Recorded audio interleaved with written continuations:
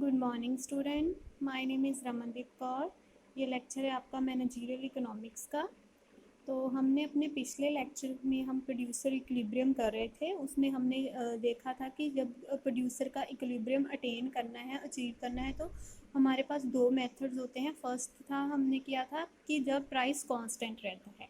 तो आज उसका नेक्स्ट टॉप जो पॉइंट था वो था जब प्राइस फॉल हो जाएगा। ठीक है, तो हमने प्राइस कांस्टेंट वाला कंसेप्ट कर लिया था, तो होप आपको वो क्लियर होगा।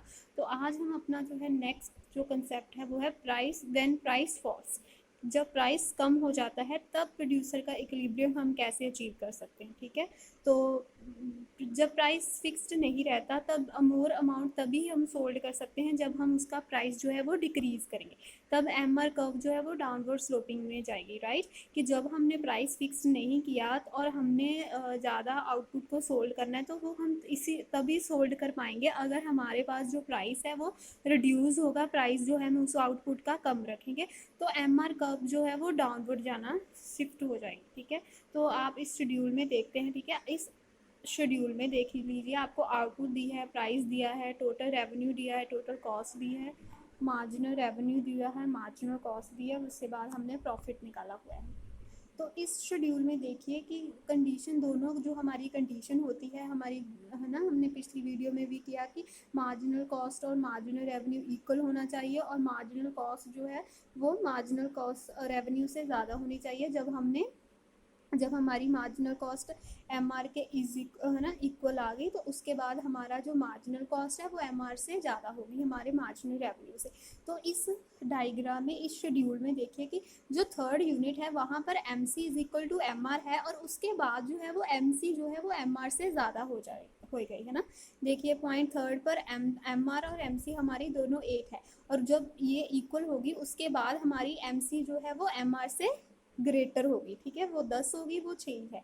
सो इस पॉइंट पर थर्ड पॉइंट पर हमें इक्विलिब्रियम अचीव्ड होगा। ठीक है जी, प्रोड्यूसर का इक्विलिब्रियम। ठीक है, तो हम इस फिगर में देख लेते हैं।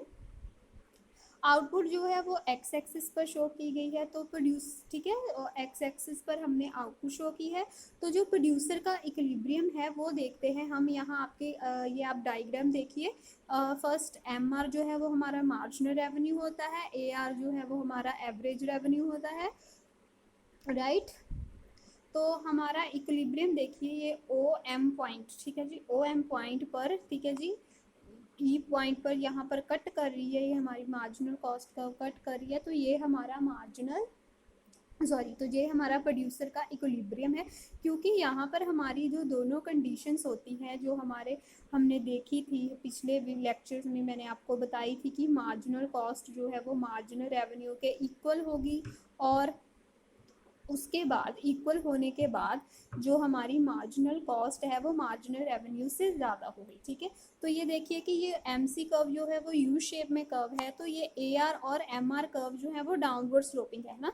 कि आपको मैंने बताया ही था कि जब प्राइसेस हमारा ज़्यादा हो जाएगा, हम सॉरी प्राइस जब हम कम रिड्यूस कर देंगे तो हमारी जो मार्जिनल रेवेन्यू कर्व है वो डाउनवर्ड स्लोप आएगी। मैंने आपको मीनिंग में स्टार्टिंग में ही ये बात बता दी। ठीक है, तो ये देखिए इस फिगर में अब क्लियर हो रहा है कि जो मार्जिनल रेवेन्यू कर्व है वो डाउनवर्ड स्लोप जा रही है और जो एम सी कर्व है वो यू शेप्ड कर्व है, तो वो वहाँ ई पॉइंट पर कट कर रही है। कट करने के बाद, ठीक है, कट करने के बाद जो हमारी एम सी कर्व है वो इंक्रीज, ठीक है जी, वो एम आर से ज़्यादा है। ठीक है, तो इस पॉइंट पर हमारी दोनों कंडीशन सेटिस्फाइड होगी, M C is equal to M R और M C is greater than M R after M C is equal to M R. ठीक है कि एम सी जो है वो एम आर से ज़्यादा है जब एम सी जो एम आर के इक्वल आती है उसके बाद।